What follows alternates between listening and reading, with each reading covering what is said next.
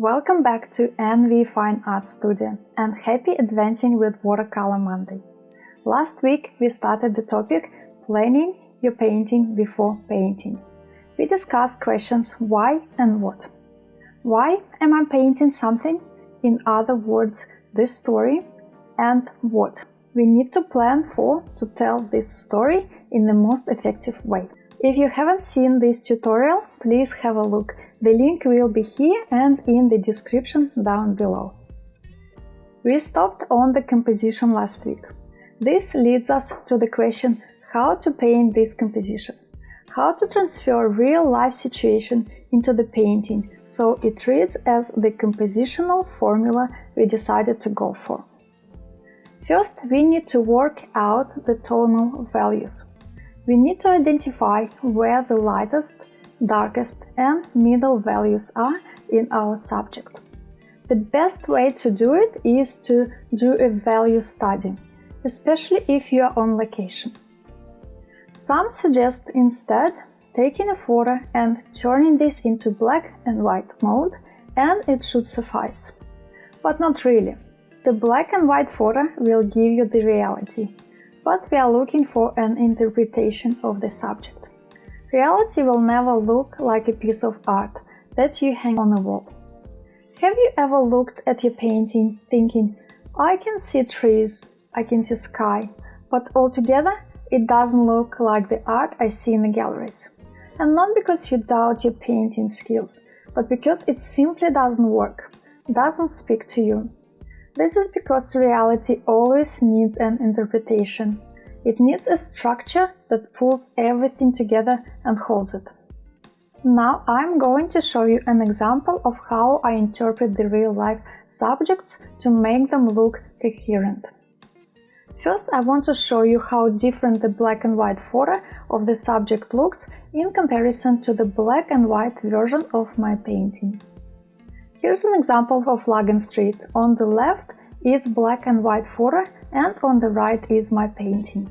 In the photo, yes, we see the sky is lighter, the house on the right and the road are a little darker, the trees and the areas in the shadow are the darkest. But there is, of course, the but.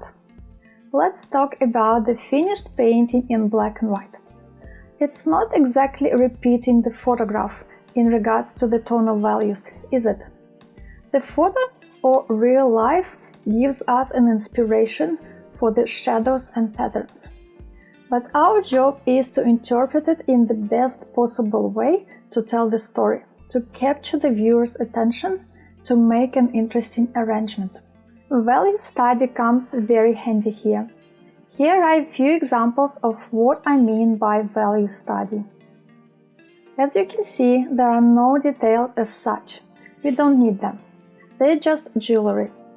The most important part is to identify the largest shapes in your subject and what values they're in relation to each other. Last week, when we talked about composition, we started with identifying background, middle ground and foreground. So let's make the middle ground much stronger in contrast to attract the most attention. But it will still not attract the most attention if the background and foreground are that strong in value. So let's reduce the contrast for the background and make it lighter to push it back. And let's make the very foreground slightly darker to bring it forward, but not to the point it competes with the middle ground for attention. Let's put it all together. We worked out the tonal values. Let's interpret the shapes to match the compositional formula. In last week's tutorial, we identified the following 4 formulas: the diagonal, the radiating, the 3 shapes, and the cross. Let me show you how I made the interpretation. Let's start with the diagonal. I noticed the angle of the trees and the shade under the awning form a diagonal, but it is not very obvious. I decided to make it more pronounced. First, I moved a person closer to us and pretended it cast additional shadow. Next, I made the trees a bit higher on the left. Next, I added a crossing diagonal from the roof to the lower 1/3 on the left, where the buildings end. I noticed that the tree on the right is too short. I made it a little taller. Here's the finished interpreted environment to the diagonal formula. I did the same for the radiating formula. I added another level to the buildings on the left. I made sure that the levels read well to suggest the perspective lines. I also added a few lines to the road, again in accordance with the perspective lines, all pointing to the focal area. Then I used the 3 objects, small, medium and big formula to add more people and cars, and the cross formula in conjunction with the 3 objects to position the street lights. Now, when all the tonal values and shapes are sorted, we need to plan how and when we are going to paint all of this. Let's talk about the order of painting. If we want to keep this painting fresh, we need to restrict ourselves to only 2 or 3 washes. Otherwise, it will get muddy. Usually the first wash includes all the lightest areas and varies from tonal value 1 to 5 in the scale from 1 to 10. This is exactly what I planned and did painting Logan Street. I decided to include the sky, the undertone for the buildings and the road in my first wash. Also, it is important to plan for things that are not going to be painted, areas that are going to be left as white on the paper, such as the pedestrian crossing. But I don't always paint only light tonal values during the first wash. If I need saturation or something with a soft transition from light to dark, I may use tones from the darkest range of values.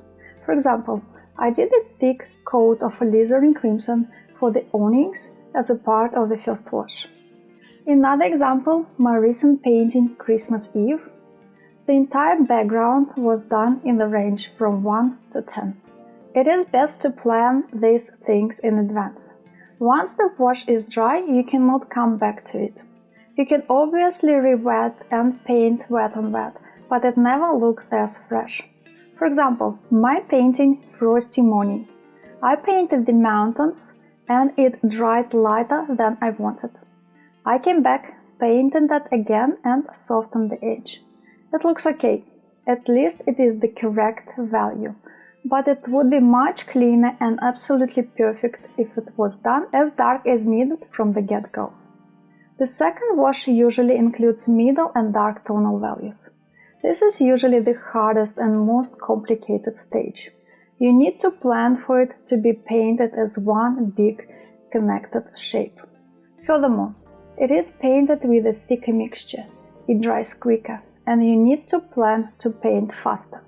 So you may need to think where you want to start and how you're going to progress through the painting.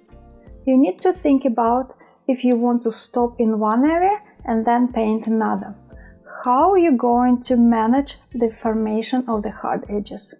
Pre-wetting the area, spraying with a spray bottle during the wash or after, and things like that. In my Logan Street work, I started with the background in the center of the painting. I needed to spray this area for soft edges to suggest the distance. Then I progressed to the left of the painting. After that, I started painting the right side. As you may notice, by the time I came back to the middle, the wash that I started the painting from was already dry. But I didn't worry about that. This is exactly where I wanted the hard edges to form.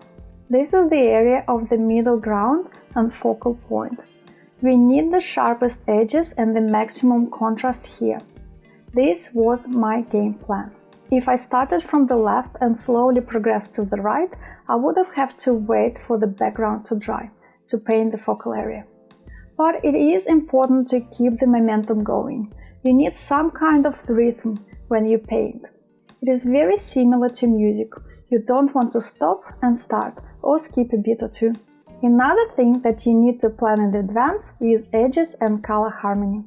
I have already mentioned the edges here and there in the tutorial, but I'm quickly going through it again to explain what I mean. For example, I said there is a possibility you might want to apply a darker tone during the first wash to achieve a very soft transition. This is called a soft edge. You can also achieve the soft edge with spraying the background and painting wet on wet. Other examples of edges are sharp, dry brush edge and lost edge. The sharp and dry brush edge are the easiest, as they are painted wet on dry. On the other hand, the lost edge is the hardest. You may or may not change the tone, you may or may not change the value, but you have to connect the shapes. This is how you get the lost edge. Connecting the objects and losing edges completely to form one big middle value shape is one of the hardest and most valued skills to develop. How you're going to work with edges needs to be decided in advance, and it is definitely a personal preference. This is what differs your work from others. Let's talk about color harmony now. If you're not sure what it means, I'll compare it to music again. Harmony is when all the notes, when played together, sound like a song, and not a mix and match of sounds. This is exactly the same with the painting. You cannot have a bright cobalt blue sky, raw sienna sand and emerald green ocean. You need to unite them, and the best way to do it is to give the painting a common base, an underpaint. In order to determine the hue of underpaint, you can squint your eyes and try to find the hue that is dominant, what you see the most, but try to focus only on the temperature of the hue, if it's a cool tone or warm tone. For example, if I'm painting an environment that is sunny, sandy, or closer to sunset, I quite often use raw sienna, yellow ochre or alizarin crimson for the underpaint. In other words, I use a warm undertone to unite the painting. This is exactly what I did for Logan Street. I mostly used yellow ochre for my first wash with a bit of burnt sienna if I needed a darker value. This is all for now. I know we just brushed on all these things today. Every topic we talked about deserves a separate video. I will be doing them in the future for the Advancing Monday series. So if you like this video, please like, subscribe and hit that notification button to make sure you don't miss out. But for now, I'm going to list all the points of the planning process again with a speed-up painting demo of Logan Street in the background. Don't forget, this demo is available in real life on my Patreon as a part of Masterclass tier. So if you need more practice, the link will be in the description below. If you have any questions or suggestions how you prepare for painting, please leave them in the comments. I'll be looking forward to chatting with you there. This is all for today. Until my next video, bye!